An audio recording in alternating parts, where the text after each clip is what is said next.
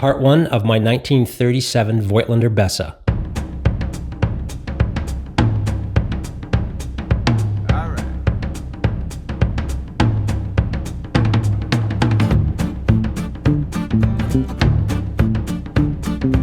All right, I don't know if you saw that, but it kind of opens up automatically. Everything pops out and it gets ready to go. This is from 1937. It's a Voigtlander Bessa, so that's 83 years old.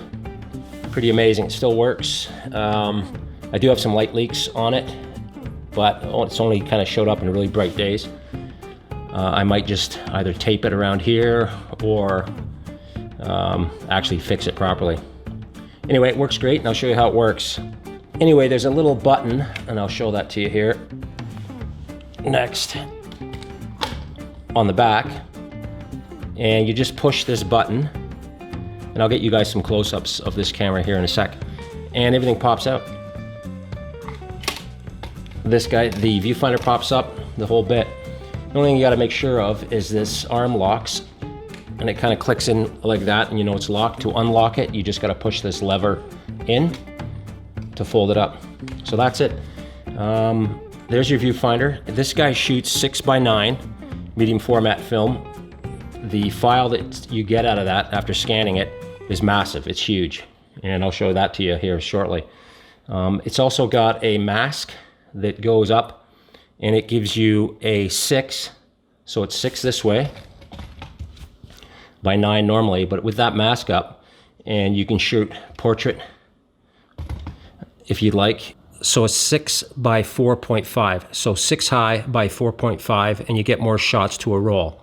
But I use this for 6x9, and this is how you tell when you're winding the film through this. You open these windows up. There's this guy here, and he opens up, and you can see where you're at.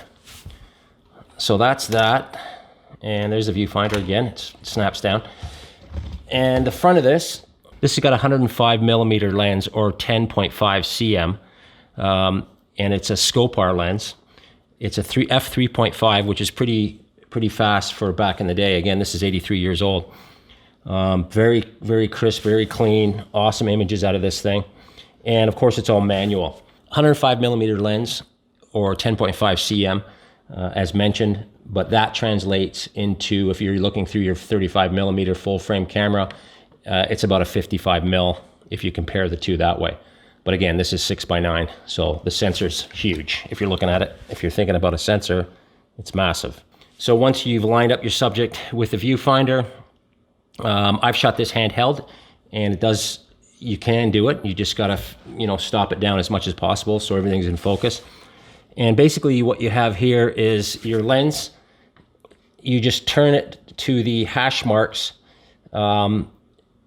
it's in feet too, it's not in meters, which is kind of weird. Anyway, this is in feet, and you just turn it, so if it's 12 feet, you set it to 12. There's a little arm there that you line it up with, or infinity, or 3 feet, and it's got little increments on it. So basically you're zone focusing. You can put a shutter release cable on this, of course. It's actually got a self timer, which you can see there. Again, I'll get you some close-ups. Here's your cock, your shutter cock there. And then your aperture ring is here. So basically you set it from 1 second all the way up to, it'll go to 200th of a second. And it has bulb mode as well. You set your aperture using this guy here. And again, it's f3.5, and you can stop it all the way down to f22. So 3.5 all the way up to f22. And once you've set it up, you manually focus this. There was zone focus, you paste it off, or you just eyeballed it and you stopped it down so you have plenty of depth of field.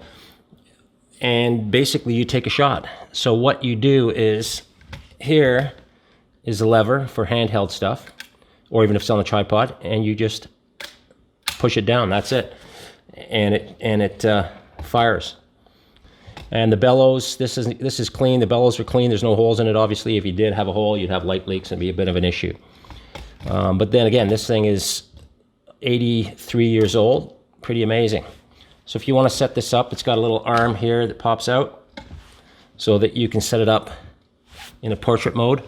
Or again, if you're shooting 6 this way by 3.5, this will be your landscape.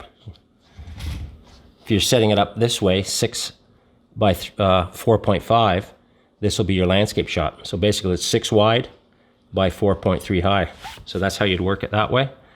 And again, you would put your mask over the viewfinder so you know how to line up your subject. Pretty cool. It's got a depth of field scale on the back, and it shows you what the depth of field is with your f-stops. I'll get you a close-up of that here in a second too. And again, to fold it up, you just push this guy in.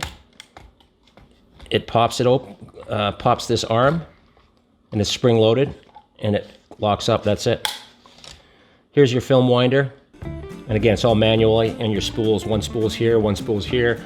Basically, your film is on this side right now, and you pulling it over to this side onto a new spool, and that's where your film will end up. Pretty cool. And I'll show you that again. Just push the button, and it's ready to go. Anyway, we'll take this out, we'll get some shots, we'll develop the film, and I will show you how this thing works.